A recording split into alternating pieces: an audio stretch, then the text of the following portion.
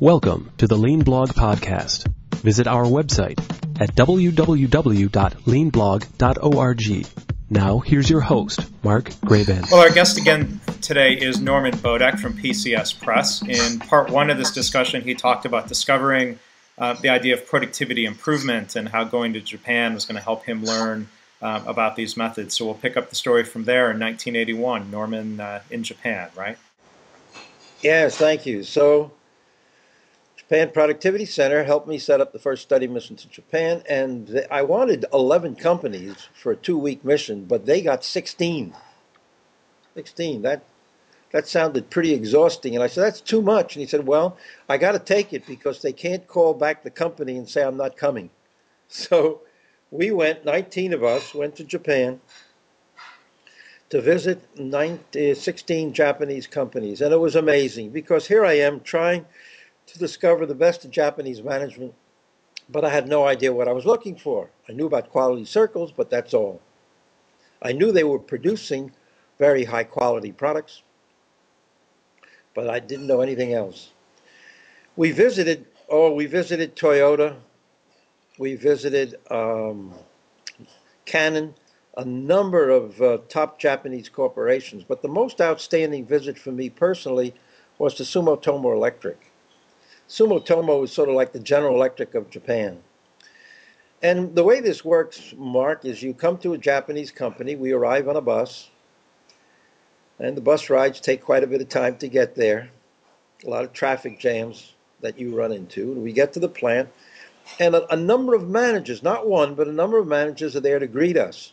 They take us into a meeting room, and in the meeting room, the Americans are sitting in one side, and the Japanese are sitting in the other side.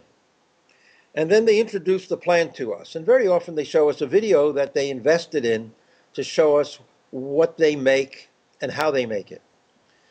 This particular visit, Dr. Ryuji Fukuda, this is 1981, he was vice president of manufacturing for Sumitomo. So he ran, I don't know, maybe 19 different plants at the time.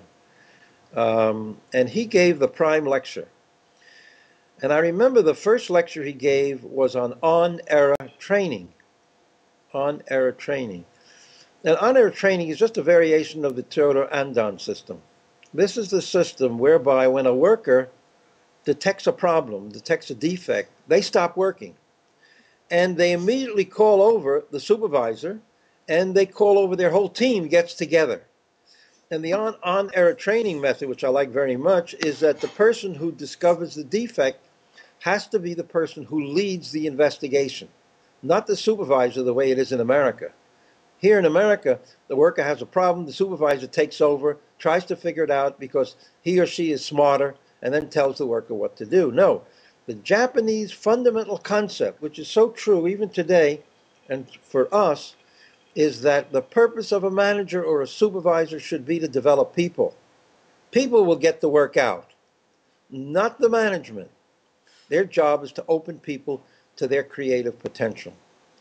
So when he was telling us, this got me all excited. So at the end of the talk, I went over to meet him personally, thanked him very much. And what you do on these trips, you know, we bring over a lot of gifts and we exchange gifts. The company would normally give us a pen or some token of the visit, and we would give them pens, or we would give them various gifts. Well, getting to talk to Fukuda through an interpreter, he told me that he wrote a book recently. And right away, I said, Dr. Fukuda, I'll publish the book. Had no idea, Mark, what I was saying. I was publishing a newsletter at the time, but I had no idea how to publish a book. And I had no idea what was inside the book. And I had no idea what was going to cost me to translate, to produce the book. But he sent me to Japan Standards Association. They were the publisher, and I made arrangements with them, and I got a copy of the book as soon as the manuscript was finished. And I started to have it translated. The funny thing is, Dr. Fukuda said to me, if I didn't have a translator, he had a young lady that he knew that he would like to do the translation. And I said, fine. And her name was Noriko Hosoyamada. And now it's almost 30 years later, and my wife's name happens to be Noriko Hosoyamada.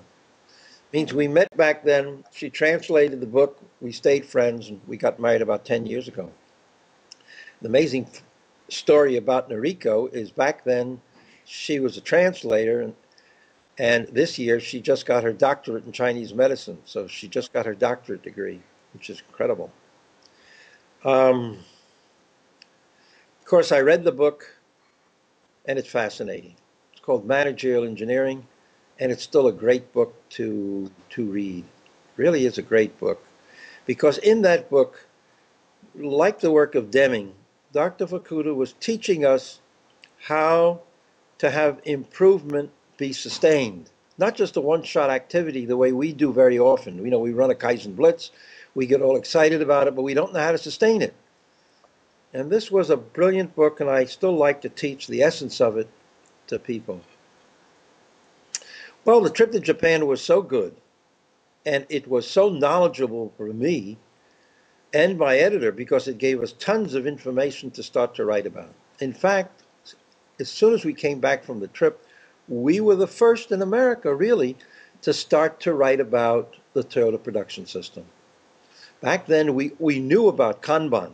In fact, I called it Kanban. I made a mistake. I wasn't as smart as Womack, because Womack called it Lean, and Lean took over. I called it Kanban because I was fascinated with the name, but Kanban was only a small subset, but an important part that would help drive the whole system. I then try to figure out how am I going to get back to Japan again, because that's the essence of my learning. I recognize that. That would be the essence of my success. And why other people in America don't flock to go with me is a mystery. I'm going back to Japan, Mark, April 6th, on my 72nd visit. The first visit I just spoke about. That was actually my second visit. A few years prior, I was there from my old company. But since 1981, I've been over there 70 times, and going back from my 72nd trip in April, just going to learn. In fact, I'm involved in something so brand new, so wonderful. Just like this Skype, which I like very much, I have on my desk a terminal.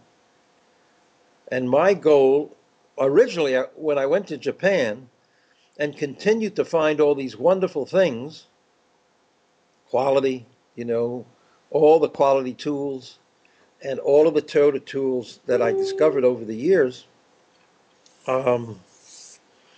just from these trips, they're very important for me to go back. And so I'm going back, and I invite everybody listening to this podcast to please call me. Send me an email at Bodek, B-O-D-E-K, at pcspress.com. And tell me you're interested, and I'll send you details on the trips that I take. Well, how am I going to take another one? How to figure out how am I going to go back, because JPC would not take me back. They weren't in the job of taking Americans to study Japanese plants. They were in the job of taking Japanese to study in America. So how am I going to do it? Funny thing. And it came to me. And believe it or not, I wrote 500 letters, Mark, to try to get 12 plants in Japan. Now, I knew a few people from the first trip, so Canon accepted me back. Dr. Fukuda said helped me to go back. But I wrote 500 letters and got 12 companies to accept me. And they were good companies, very grateful. And we put together the second study mission. Subsequently, I ran about 53 study missions. A good percentage of them I took over myself as productivity started to grow as a company. Let's see.